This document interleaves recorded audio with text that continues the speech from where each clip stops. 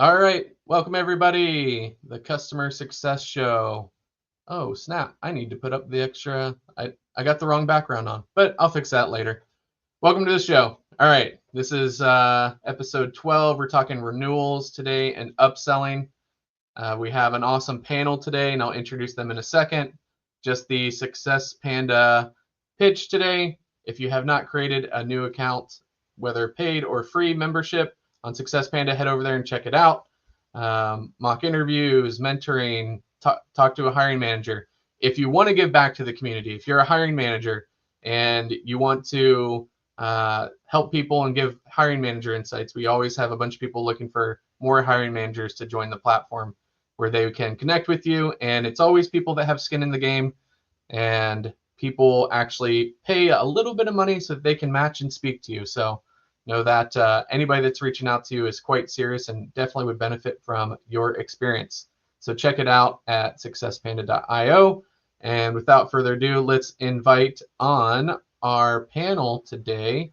So we have Todd, Ryan, and Tim joining us today. Gentlemen, how are we doing? So far, so good. Real good here.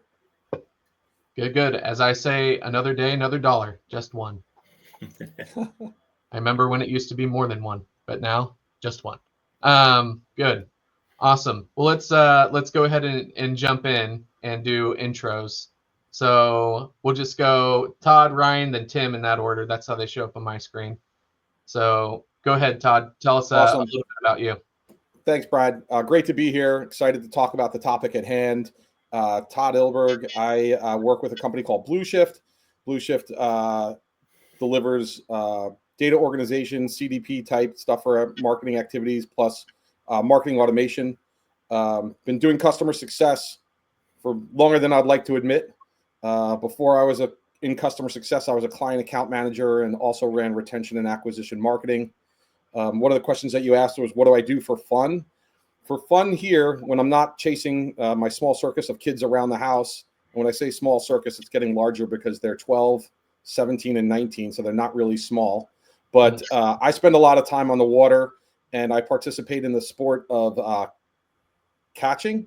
And catching is better than fishing because fishing is quite boring. Catching is the art of actually landing the fish and making sure that you get to take a picture and send it back. So we like to have a lot of fun with it. That is good. I have completely reframed fishing in my mind. Thank you for that. That sounds like fun. Yeah, Cool. Don't sign up for a fishing trip. Sign up for a catching trip. There you go. I've been on one or two catching trips. It is much more enjoyable. I agree. All right. Go ahead, Ryan. Let me make sure I'm off mute first. My name's Ryan Deal. I'm a senior manager of customer success at Pathful. We are an education technology company, and we specialize in virtual work-based learning as well as college and career exploration. And let's see, something fun recently I did, went trick-or-treating in downtown Asheville. The Downtown Asheville Association, got to give them a huge shout out after all the stuff we've been through with the storm. They organized all the storefronts in downtown to do some trick-or-treating for families, and it was my son's first time trick-or-treating. He's 5. So we had a great time. He was Sonic, I was a Dracula, and Sweet. I had a ton of fun, the most fun I've had in many, many Halloweens. Oh, that's cool. Yeah, no, that yeah, I'm glad they still persisted and still did trick-or-treating, even though all that happened down there. That's good news. Hopefully, That you is guys cleaned cool. up in the candy side. Oh, it was crazy, the amount of candy we came home with. Yeah. Nice. Yeah, that's cool. My very first Halloween with my daughter, I was a Winnie the Pooh and she was a pot of honey, but she was only like 1 year old. That is good. That's awesome. Yeah. So those first ones are memorable. So enjoy those. Thanks, Ryan. All right, Tim, what's up? Tim Guncannon, nice to see you all. I am unfortunately one of the many who are currently in the job market for a new role, but I've been in customer success leadership for a while. Like most of you, I've been doing customer success before it was customer success. But again, just looking to keep going forward in the leadership role, staying on topic with all of you, trying to keep up on the trends while I continue to look. Something interesting about me, like both of you, I have 2 children as well, and a lot of time is spent there. However, I tend to cook a lot. That's really that's where I zone out. The one thing that I like to cook that's a little bit different is that I make my own deli meat. So I have a deli slicer, and I will make turkey from scratch, like, the full turkey breast, and slice it thinly, like full-blown Kramer from Seinfeld. And everyone shakes their head and laughs at me about it, but it's pretty fun. Horsehead's got nothing on you. That's right.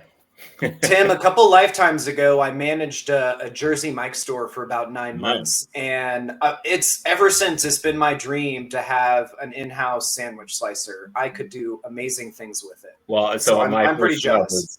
My first job was at a deli, and it sticks with you, bud. It definitely sticks with you. Yeah, that's great. Love it. Well, Meredith agrees. Yes, I want to get my husband a slicer. So there you go. There are some people, we all have our jobs in life. Tim, some people make the food, right, and then some people eat the food. We all have our place. So, well, I got my slicer for Christmas from my wife, and I was like a full 12-year-old getting a Nintendo 64. I hugged the box, just out of pure joy, which is kind of embarrassing looking back, but I should stop telling people that side. Yeah. Hey, we're down for that. Awesome. Yeah. That's appropriate. Yeah, no, it's good. So what brings us here together, we're going to talk probably the hottest topic right now, outside maybe AI and some other non-important issues, some more relevant things, renewals and upselling. So let's kind of talk about renewals first, and then we'll kind of talk about upselling second, and then we'll just take the conversation in any way that it goes. So I got the question here. Now I'm going to ask the question. So how does your company, or your most recent company, or just your experience, handle renewals? How is the team structured? They have a dedicated renewals team. Who's in charge of renewals, and how they approach it? So we'll just go in order again. We'll start with Todd, then Ryan, then Tim, and then we'll just open it up. Yeah, no, absolutely. Hottest topic that could be out there. Definitely the thing to think about when it comes to value realization and how do we evaluate, whether or not we're doing the right things or not. At Blue Shift and at other companies, we have a dedicated team, customer success managers, that are quota carrying for the renewals, and they're, multifaceted on not only creating a great experience for our customers, but also carry the commercial responsibility of forecasting and delivering the renewals on time. Mm-hmm. Good. Yep. At my organization, we do it the same way. CS owns a renewal inside and out. There is some collaboration with the sales team around expansions. I will also say, though, a couple years ago, we merged with an organization that had sales own the renewal and CS owned everything else. So I definitely have an interesting perspective and my own personal opinions on the best route. I am certainly a fan of CS owning as much as possible around the renewal, for sure. And I've done both, but I will say in both scenarios, the CS team had a quota behind it for both the amount that was brought in and whether it was on time. So to me, I think a little bit of it comes down to the size of the org. If you can have somebody who is more, focused on getting that renewal paperwork done and manage that while the CS can bring them in, I think that's ideal. However, I think that is restricted to larger organizations that have that bandwidth for that headcount to be involved. Otherwise, I agree with all of you. I think that CS needs to be involved and own as much of that renewal process as possible.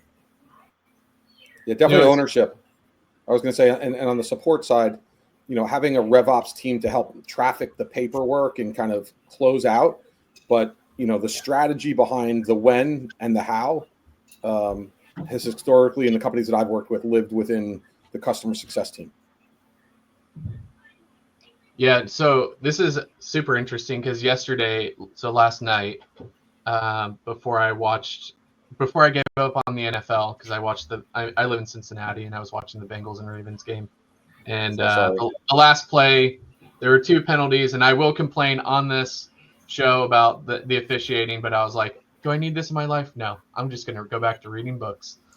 But anyways, but right before that, I was listening to a guy named Dave Kellogg and then Jason Lemkins, who he makes content on CS, and I actually did a reaction video. I haven't posted it yet, but it was talking about like this kind of exact topic, which is, you know, kind of these, he calls them like specialized sales roles, and he lumps like AEs and AMs and CSMs into like, they're all reporting now to the CRO, and more companies are doing that. And it was interesting because a lot of them were just saying like having CSMs report to the CROs is not something that they're a fan of, and it's interesting. I'll post my video, but I think that Tim, you make a good point about it depends on how big the organization is, because Yeah. if you've worked at like startup Series A companies like I do like full stack. You're doing pre-sales. Your demos are better than sales team. You're doing onboarding, implementation, adoption, expansion, renewal, advocacy. You're doing the whole shebang. For me, I love doing that because it mixes up my day.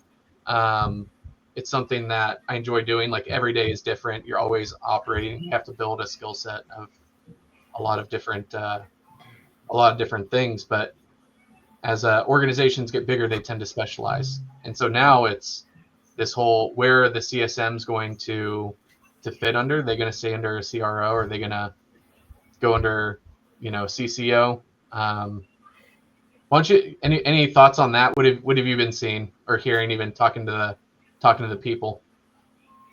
Well, I'll say that I owned the renewal under the CCO as well. So even though it was not, the renewals team processed the paperwork, and also the CS team that, was in charge of making sure everything came in on time and spot that risk ahead of time, rolled up to the CCO as opposed to the CRO, and that book of business still stayed there. It was kind of similar to how the CCO also owns a number related to professional services. So there wasn't too much of a separation there.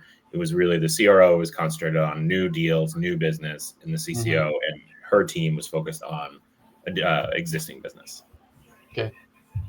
Let's agree here, though, that like renewal, right, while it's maybe owned by different people in the organization, should be a company-wide metric that everyone in the company should be focused on. It's not just the role of a customer success manager, regardless of the reporting structure.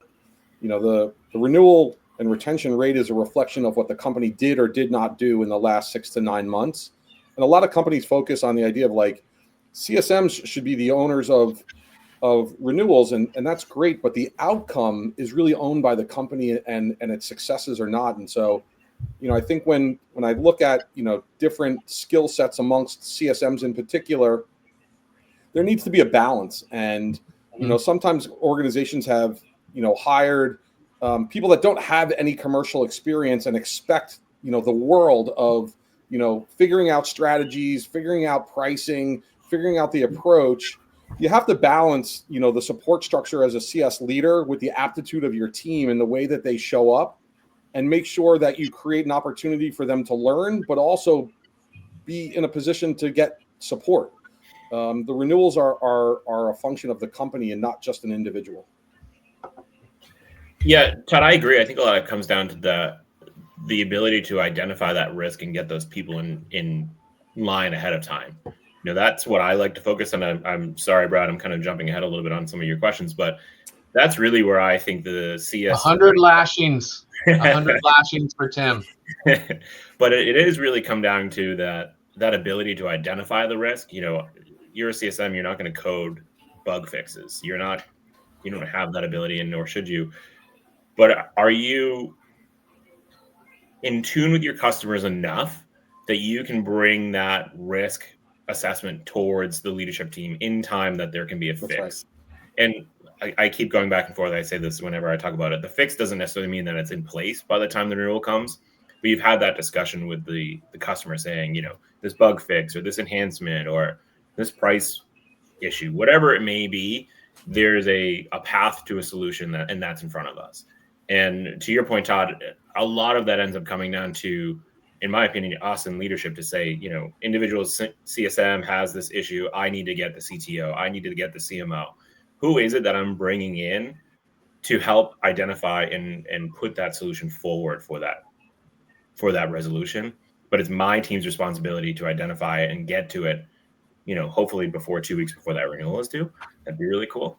But that's really where I think CS value is. However, I think it's best to be measured. I strongly believe that customer success needs a metric, and that should be ARR or GRR, or whichever one we want to use.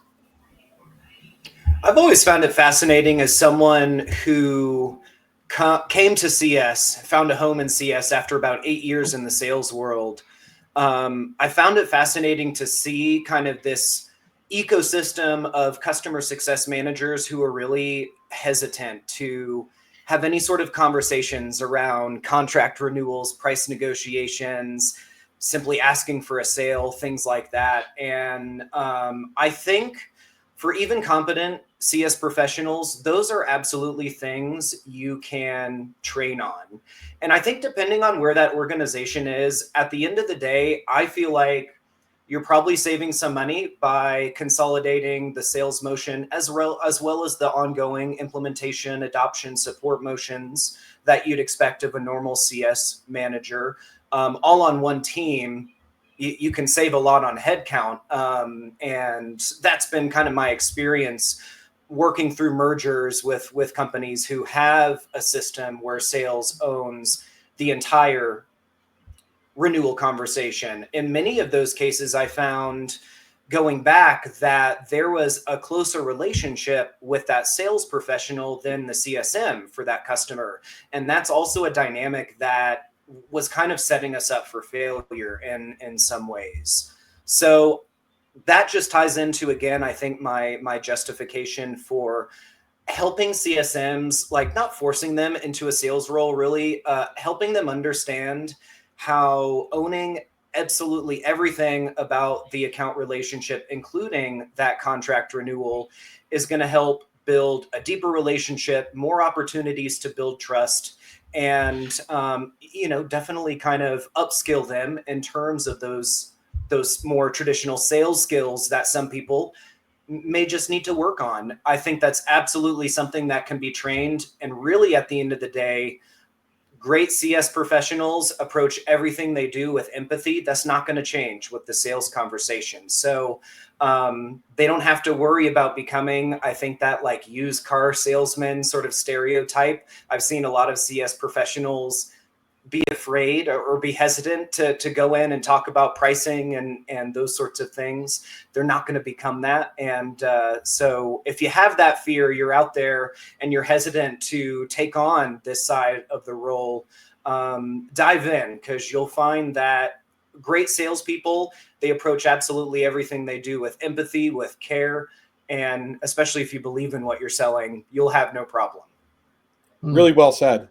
I mean, I can't echo what you said enough, Ryan, in the sense that we talk to our CSM and our ICs about being the CEO of the customer and sitting at the top of kind of what they see as what are barriers to success and what are opportunities for growth.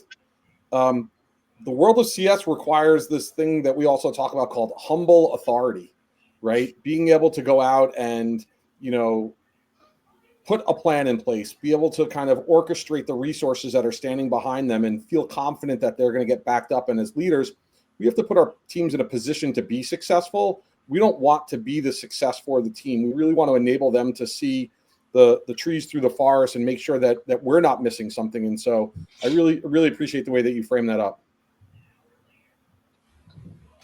Yeah. So while you were speaking, Ryan, and I think this is a common objection that I've heard, and I agree. I like the way what you said. Like I'm very much pro commercial activity for CSMs. I'm on that team, right? So I'm fine with having CSMs handle renewals and then even some upselling that could in tandem play with. I think it just depends on the people that you have, right? It depends on the skill set that you have, because different people bring different skill sets.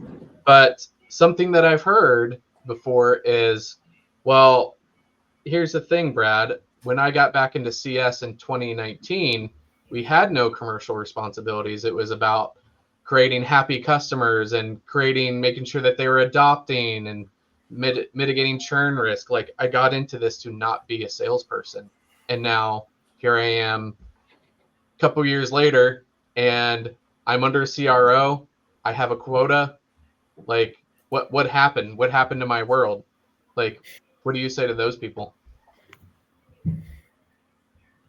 I'll jump in here. And again, I think this is unique to my life as a salesperson, right? I did not jump into that world being able to just like confidently pick up the phone and bust out a day full of cold calls with full confidence and without that nervousness that I think comes into every conversation as you're diving into those commercial conversations for the first time professionally.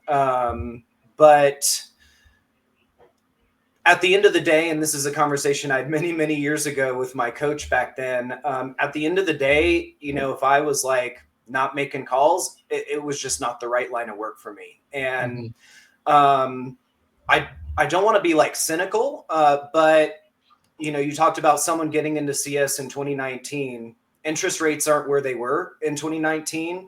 The organizations that fund a lot of our businesses, they're re-looking at the whole financial structure and looking for ways to save costs. So that ties into what I mentioned earlier about scalability, combining all of the renewal ownership onto one team along with CS, and unfortunately eliminating some headcount, but that's what these org leaders who are just crunching the numbers, they're doing right now. We see the landscape, of course. So people are really hesitant, and I have worked with people like this where they need to be true to themselves, and I fully support that. It's just like they find another place to go do the work that fills their buckets.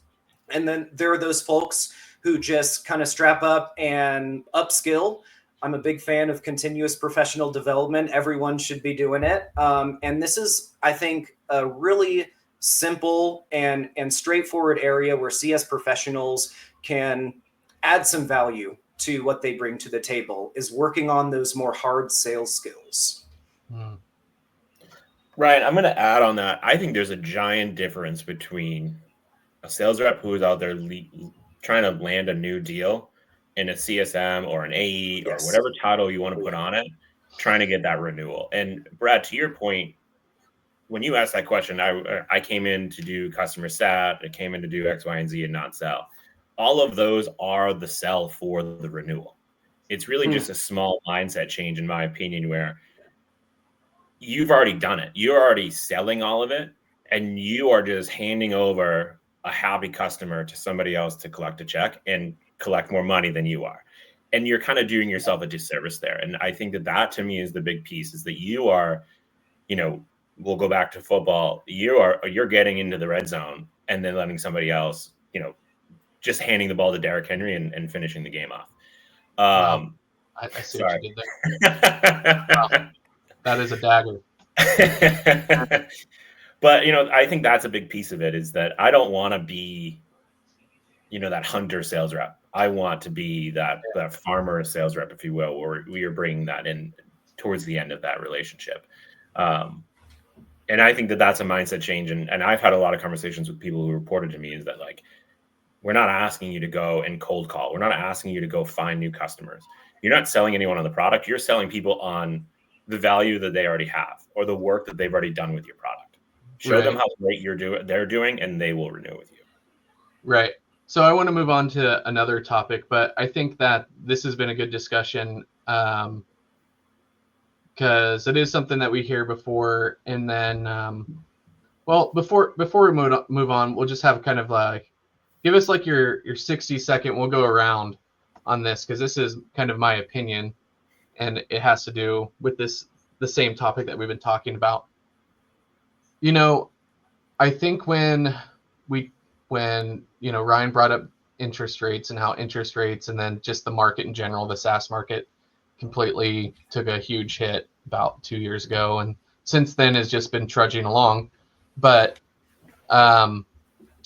we've seen a lot more commercialization of success teams, right?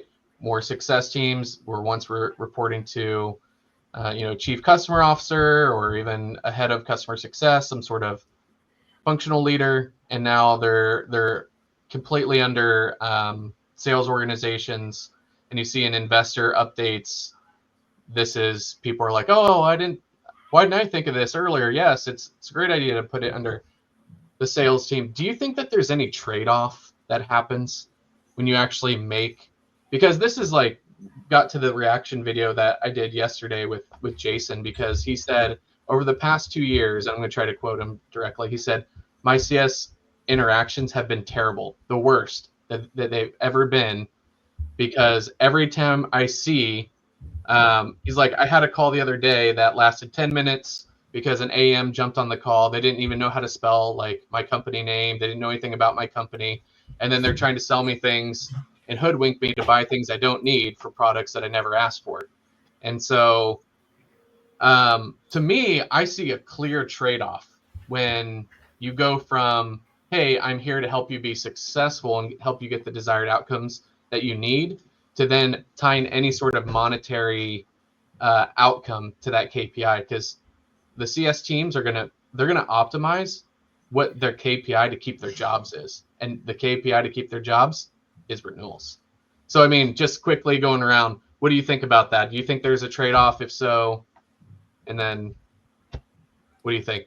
What do you think there's definitely a trade-off, but like, let's keep ourselves grounded on the idea that we want to be in the hot seat. And when we think about value realization or what customers came for, right? The idea of getting renewals done or upselling customers is really grounded in the idea that you're helping your customers get the outcomes that they were looking for, but you have an ownership and responsibility to be a subject matter expert. And when you deliver that subject matter expert, you've garnered that trusted advisor status. You then can use a very simple framework of educate, excite, and then monetize. And a lot of product owners want to run right at monetization. But, Brad, you said it best, when you're investing in a relationship and it's not just a pure hunting role, and you can bleed the 50-50 model of hunting and farming. When you educate your customers around things that are going on in the industry, you get them excited about talking about that internally. The excite mode happens, and then they come back to you and say, hey, I was talking to so-and-so in the hallway about, this opportunity, and I had an opinion, I had a perspective, and now I'm in a position to kind of explore that further. Once you get beyond the educate mode, you then open up the world of what I would call is kind of like organic selling or selling with style, because it's meaningful. It's not just because I have horseshoes and hand grenades to sell. It's really selling with value. And I think we have to remind ourselves that the old world of having CSMs not handling commercials and having AMs or some other organization handling that, they typically like to swoop in when they're either below their quota number or have a renewal that's coming up, and they're very sterile and transactional. And the world of customer success is about building that relationship, establishing that value that's differentiating the way that you would work. If you don't have that differentiation in the way that you're working together, your business could be easily commoditized, because if I can get success without the help of your team, it becomes really, really challenging to justify the renewal, the upsell, the want to engage. And I hear CSMs talk about, I can't get an EBR, I can't get a QBR. We have to move away from, you've bought this, you're only using this. It has to be value driven all the time. And I think that the CSM teams that are winning on the commercialization side are really focused on value, and then love closing the deals and either getting the compensation or getting the social accolades for not only bringing the customer forward in advocacy, but also closing the deal on the renewal or the upsell. Yeah, Todd, you mentioned that frustration that can arise where we have those customers that just won't meet with us, right? One of the tricks I use on our end in Pathful is, well, at the very least, they'll need to talk to us about a contract, right? We can even use that, quote to initiate a meeting with someone who doesn't want to meet with us otherwise for a QBR. Just a little trick that comes into play as an advantage here. But really, at the end of the day, if you're doing the right work as an implementer, a consultant, as an expert, the renewal conversation is usually going to be transactional. And it's also a great time for the CS professional and their customer to sit down and really have an honest conversation about the value that you and your product bring to the table, because you're looking at dollars and metrics right there in front of you. it's represented very well in that dollar sign, and you're having an honest conversation about it. I can't imagine not having those sorts of conversations with the customers I do have in terms of the great relationships we've built. That's just part of the relationship we've been able to build, is because I guide them through that process, and we have that earnest conversation. Is this worth every dollar you all are spending with us?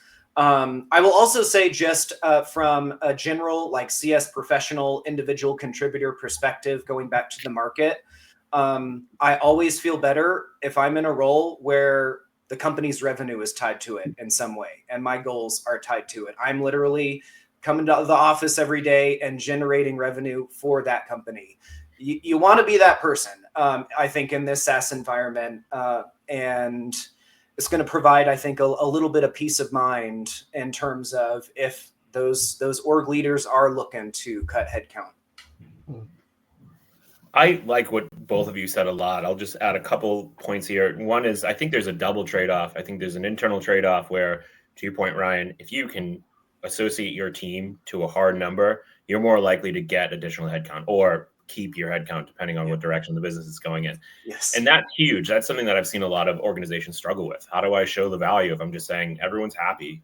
Okay, these people who don't have a CSM are happy too, so why would I invest more? But if you can show the tie to the number, I think that's huge. And that's a great trade-off internally. And then externally, when you're dealing with the customers, Todd, I like what you said. It should be about that value, right? You're driving that renewal based on the value.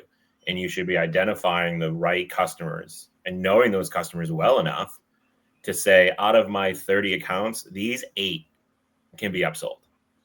The rest of them can't. They're either saves, they are either expanding in other areas, whatever it may be. So it's really about bucketing those customers, I think, and breaking that down.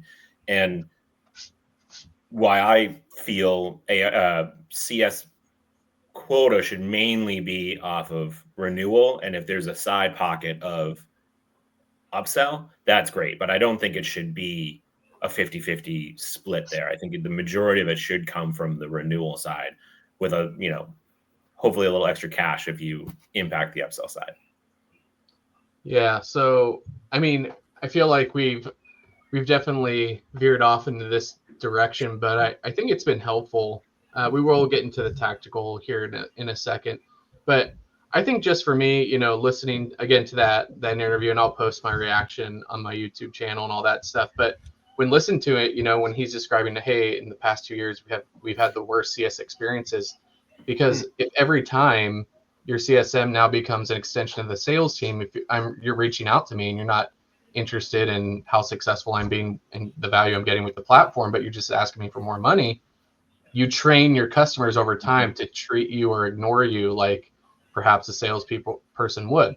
And so you then start losing that quote unquote trusted relationship, or you start losing that relationship because, I mean, when Ryan said he has a coach and I'm not his coach, but it makes me sad. Why am I not Ryan's coach? No, I'm joking. But when he's just like, if every time I reached out to Ryan, it's like, hey, Ryan, you need to pay me again because I'm your friend, he'd be like, all right, no, you're not, So I think that's, those days have gone. And I think just what it is, it's just the economics of the situation right now. Times are tough. People dropped headcount and then they merged, roles together. And so someone's got to do the upselling, someone's got to reach out. And so companies are trying to, squeeze a little bit more blood out of the rocks of their current base, right, in order to make up for, some of the other things. But that's my opinion. But that was a good back and forth. I think a lot of good points were made. So let's jump into some tactical stuff with renewals, and then we'll try to make our responses a bit more, because we're over halfway done with the show, which time flies by. And we're not going to get to all of our questions, but one thing I want to ask is, let's ask this question, and we'll try to keep it to 30 seconds or, just 2 minutes. Can you tell us about a time? Think of this as almost like a job interview. Tell me about a time, everybody, right? Can you tell me about a time when you had, basically, I think every CSM has encountered this.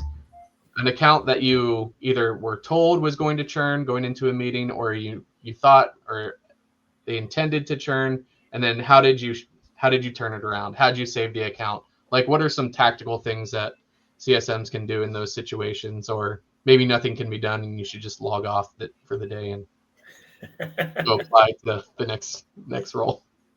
I don't know. We'll start with Tim, then we'll go Ryan, and then Todd. So obviously it's not runaway, but there are so many times that you hear your customer is going to churn.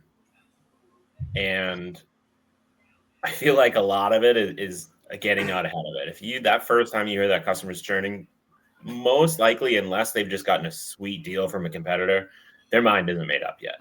So it's really about trying to figure out what that is. And that to me is when you really need to make sure your executives understand the value of customer success. We all know the executives that are, and we all know some executives that aren't. And having those preach having those internal C-level people who can come in and match you title for title with your customer is crucial.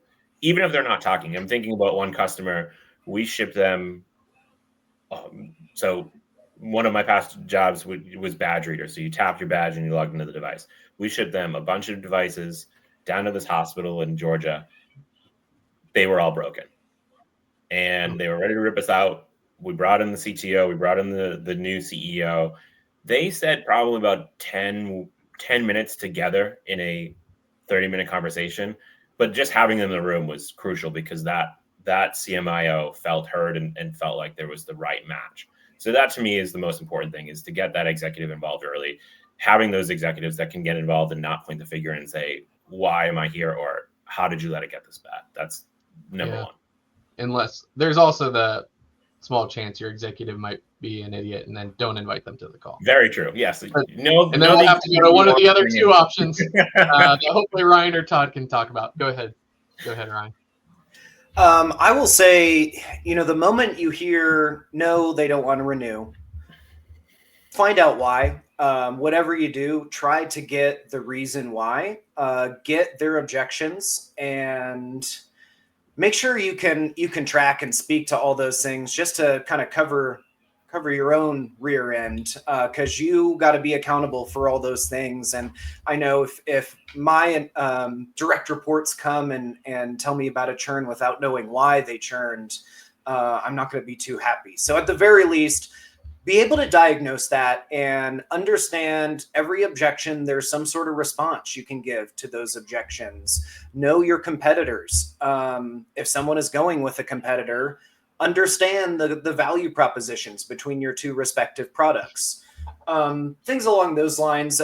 This does go back to those, I would say, like sales basics, so basic sales skills that I think really can help CS professionals level up.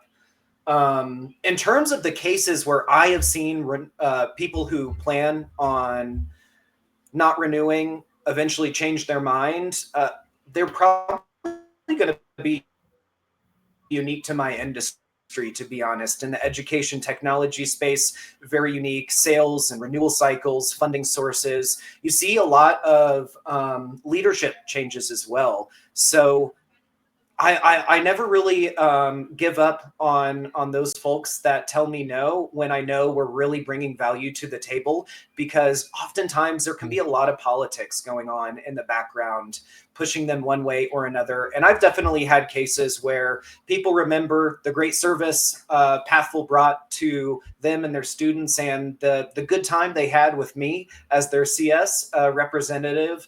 And they call me up, and when they're ready to come back, and they say, we want to work with Pathful again. I'm not saying that happens with every case by any means, but you want to leave things in place to where that opportunity is available to them.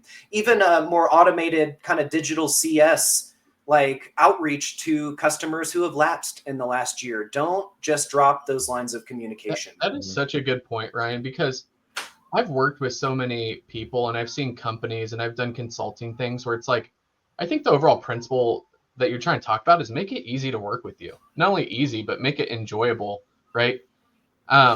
There's so many times I've gone onto people's websites, and it's like, okay, how do I send you money? I want to buy your things. How many clicks do I have to make? And it's like, there's no way.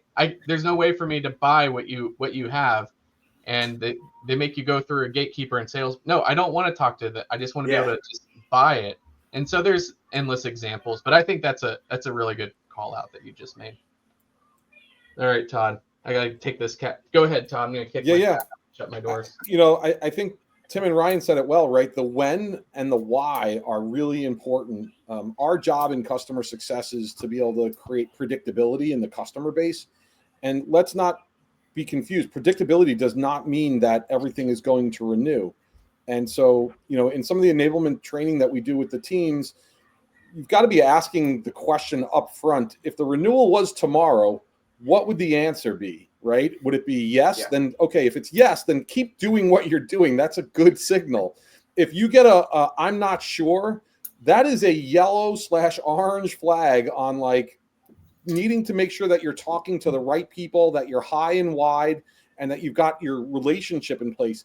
And if you get an absolute no, right, the when becomes really important. If you know that they're going to churn 6 months ahead, you've got a runway to get in front of either your economic buyer, your influencers, establish some more value related to that relationship, and be prepared to defend your position. Go all the way back to the sales cycle and what you heard when they decided to come on board. Did you deliver on that? Were there challenges? Are there things that you could change and play?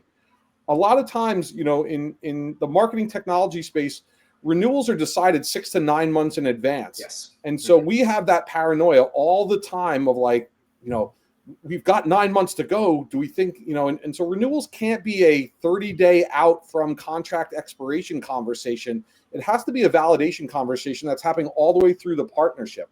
And when I say that in the partnership way, that partnership conversations are different than the day-to-day conversations. Day-to-day conversations are around tickets, usage, things like that. Partnership conversations dive right back to how are we doing on the promise that you came to us. And sometimes when I get involved in particular new customers, right, I like to explain that our sales team is the head of promise making, and I'm the head of promise keeping. And so that promise keeping method has to kind of continue all the way through your relationship. So that way, when you get to the point of renewal, you know exactly what's going to happen. Now, of course, customers churn, customers contract, and there's a lot of different reasons. Understanding the why and being able to objection handle and defend some of that is important. Also, if your product is a nice to have versus a must have, you're going to have different challenges related to either revenue generation or kind of value. You got to also defend your spot, right? If you're doing a good job and your team has delivered on what you've been told is value, bring that up the food chain. Don't be afraid to skip over your blocker and try and reach out and get in front of the people that are actually making the decision and carrying the budget so that they understand what risk is involved. With every customer that leaves, right, there's risk. There's risk in re-implementation. Can they get to parity or can they get to more? And if you can establish that relationship and deliver the confidence in that they've been heard, that's a way to overcome the churn kind of FOMA or fear. And Todd touched on something.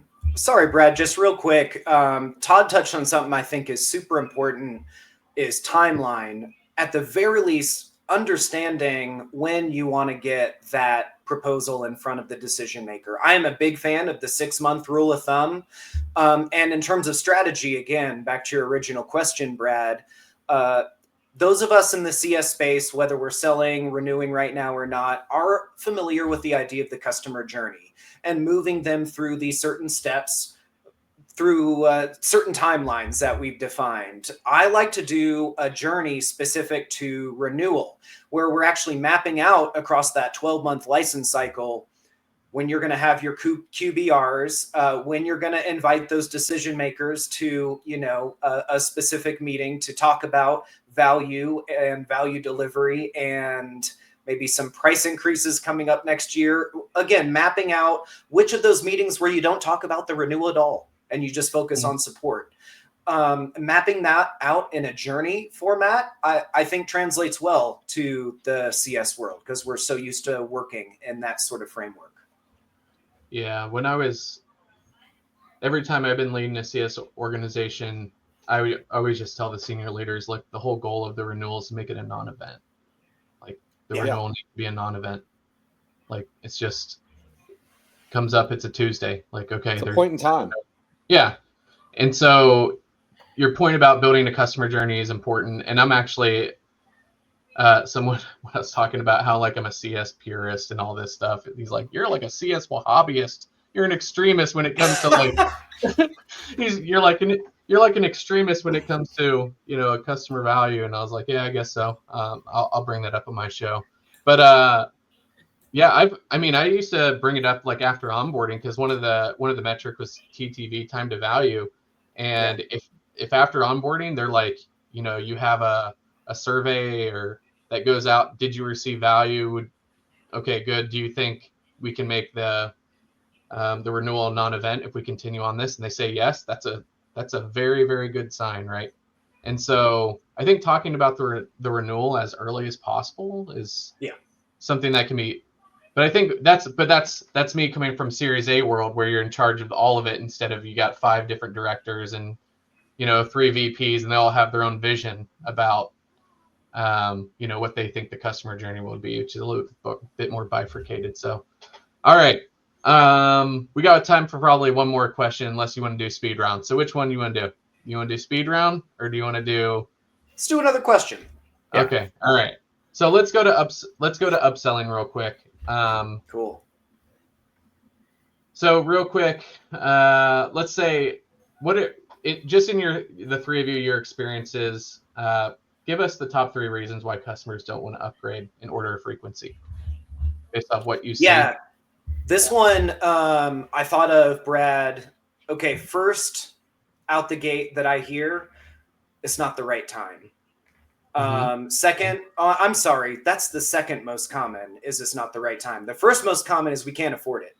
Right. And then the last is we're using a competitor. Okay.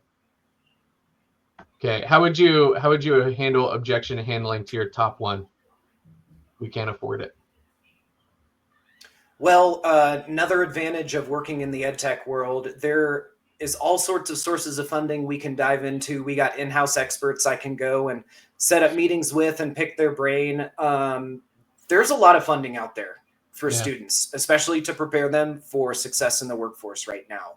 So, I mean, it's my knowledge of the industry and really an understanding of how funding works in my customers' world as well. That cycle, the decision makers, every district is a little different. And so I think understanding the nuances and, you know, I think in a lot of ways, it's about, like, convincing a board of directors with a nice shiny graph of usage metrics. Simple things like that can make the difference in funding. Otherwise, you know, like I think in a lot of these cases, it's just, there's nothing you can do at that point.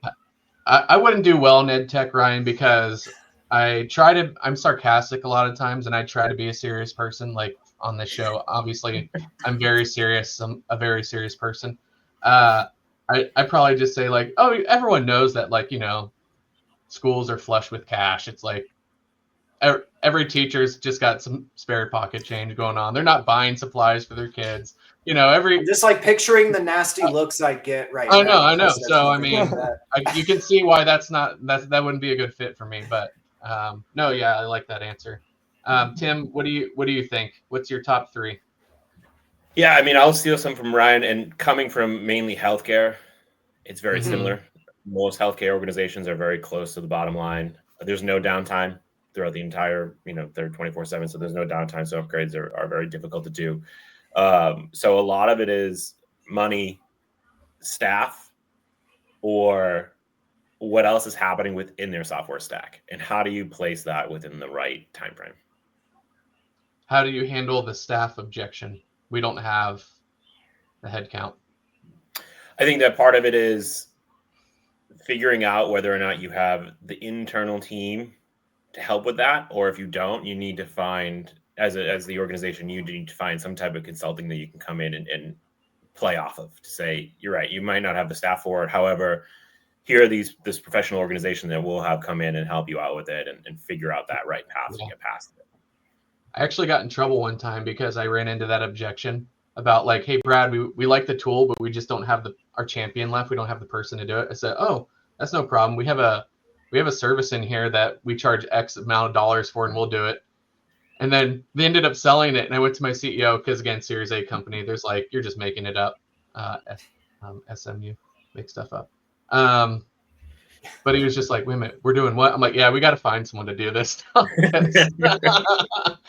Because they don't want to press their own buttons and run their own tool. So we got to find someone to do it. And yeah, some cool experiences came out of that. But that's a common one too. Did you find the person, and was that person you? Yeah, it was. Yeah. It was. I had a feeling, yeah. So it was fun because, I mean, that like small like commission that I got off of upselling that little service was a bad ROI on my hours worked. 100%. So I learned the painful way, but it makes for a cool story. But other than that, it's painful. What do you think, Todd? What are your top three?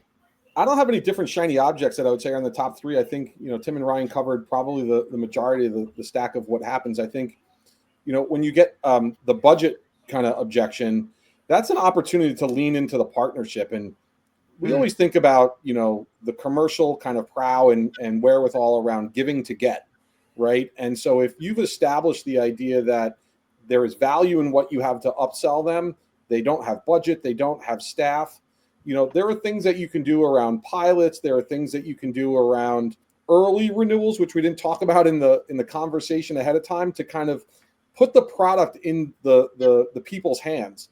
And the reason why I lean in on that a lot is companies think that you're just going to get a hard no, but it's kind of like that model where if you give a mouse a cookie, right? They will see the value. And then when it comes time for budget or it comes time for the conversation, you've crossed that chasm of that objection because they're already getting the value without having to spend for it. The staffing side is an interesting one. I think, when you find, coming out of the pandemic, a lot of folks, I work 9 to 6. I want to do my job. I don't want you to give me more because I'm being asked to do more with less. It's an opportunity to introduce partners. Or introduce services like Tim had said, can not only we provide you the feature functionality, but we're willing to operate it for you. I think it goes right back at value-driven economics around, if you give it to them for a little bit and they see the value, they will pay for it time and time again. And so not being short-sighted to walk away, but continue to plant the seeds, continue to provide the educate and generate the excite. The monetization will happen when value happens, but you can't just go right at do you want or do you need and do you have money to pay for it? It's got to be more thoughtful in the partnership. And that's where, I think things like partnership scorecards, getting in front of customers around roadmaps and what's happening in the industry really provides you the foundation for the upsells. Interesting. Yeah, I always like to, when someone says they have the objection of like, hey, we don't have enough money, I was like, well, tell me about what would be the ramifications for your business if your competitor has this and then you don't, So asking open-ended questions can lead to open-ended thought experiments. And they're like, well, I mean, this does help us, crunch this data or, and move it allows faster, smarter, better. Yeah. Yeah. And they're just like, oh, I guess we would be falling behind, or, we'll have our internal team make this. I mean, I don't know about you, but believe it or not, I've worked with enough enterprise customers when they're just like, hey, we want a free POC that lasts a whole year. And it's a book price of $120. Well, we need to do it for 12. And then after we get all the value out of it, maybe we'll talk again in 12 months to see if we'll sign up for a full year or we can get real value, guys. Wink and nod. It's right. It's there's a little bit of a dog and pony show because never underestimate people's willingness to go for free stuff. And yeah, so everyone wants free work, and I think that's hard too. Is lots of objections. All right, so time check. Oh, we're right at 5 minutes. Man, we could have talked for a whole nother podcast on these topics because easy. Let's squeeze in 30. All right, let's do this. 60 seconds only, which I know we say this, but we're on the struggle bus to keep within our 60 seconds. But we're going to do it this time. All right. Is the upselling motion for CSMs any different than, we'll just say, the actual sales, a new sales motion? New sales motion versus an upsell. Is there a difference? If so, 60 seconds. Tim, go. Yes, huge difference. And I think I touched on it a little bit. To me, the upsell should be you are selling them the value that they already have and how they can get additional value to match what they're already getting, versus trying to teach somebody, if you buy this, you can be as successful as somebody else. And showing them that their own success story is so much easier and it touches home. And talking up your champions that have done or were able to successfully launch this, that's a home run every time. Good. Ryan. Definitely different. Where there are similarities, I think I'm a big fan, at least a big proponent of the pipeline sort of system when it comes to upselling existing customers, just like a new sale pipeline exists, right? You're finding good fits, you feed them into that pipeline, move them through that process to the upsell. The advantage is that on the CS side, you have a huge head start. They're already buying your products. They're already one of your customers. You also, a big difference, are maintaining a long-term relationship, in some cases over many years, with this customer. That's always going to be someone that is easier for you to sell to. Just like renewals, in many cases, these upsells should be transactional. It's cases where you're releasing a new product, a new solution that they need, maybe even based on their feedback they've been giving you over the years, and they're excited to buy it. And then just in your regular work, always being cognizant, knowing what those clues are of when your customer is ready to buy. They may not even know it, but they will participate in behaviors, let's say, that we want to look out for that shows maybe they're ready to see a demo or just start a discussion about some of your other products. So always keep on an eye out for that as well. That is something obviously our sales colleagues don't have. They're always out hunting while we are maintaining and then looking out for those clues that they're ready to grow. All right, that was 2 minutes, so you get 100 lashings, but I just realized I went over. Sorry. No, you're good. You're good. No, at least it was a good response, Ryan. At least it was good. All is forgiven. I'm going to go against the grain a little bit, and I do think that it should be the same, right? But I think that AEs focus on selling stuff, and CSMs focus on selling solutions to customers' problems and challenges. The great AEs are selling the same thing. They're selling solutions to customers' challenges, and it should be a continuation through the life cycle journey. Too many organizations focus AEs on just net new, and they want to wash, rinse, repeat, and they don't actually understand what they're selling. When CSMs get into, or customer success organizations get involved in active discovery through their partnerships and actively listening to what's going on, they get in a position of being able to provide those recommendations that are solution oriented, and it should be the same motion. Too often they're not, but I do think that there's a gap that can be closed between AEs and CSMs in upsell motion. Well, Todd, everyone knows AEs get 50% off new deals, but only 20% off renewals. Guess what they're doing all day? Hey, you want to join me on the call? No, Brad, I'm never coming to your call. Don't call me again. So yeah, there's so many. It's just so interesting. That's the fun thing about this space is so many things. It's kind of like they affect all the other things in business, compensation, all the things, right? And it's just everything is kind of interconnected. Lots of levers, lots of buttons. Knowing how to pull which ones and press which buttons is what gets you more money, right? You have the experience of doing that, we will pay you lots of money to come do that. So awesome. Well, Tim, Ryan, Todd, it's been good. We've had 1 or 2 laughs here, so it's been a good time. But thanks for coming on the show, talking a little bit about renewals and CROs and upsells. I think it'll be insightful for a lot of people. I think this is definitely a topic we'll have to revisit probably next month too, is there's so much more to talk about But just wanted to thank you guys for coming on, and I hope everyone has a great week. And we will see you guys next week on next week's call. Same time, same place. Until then, we'll see you guys later. Thanks, guys. Bye, everybody. Take care. See ya.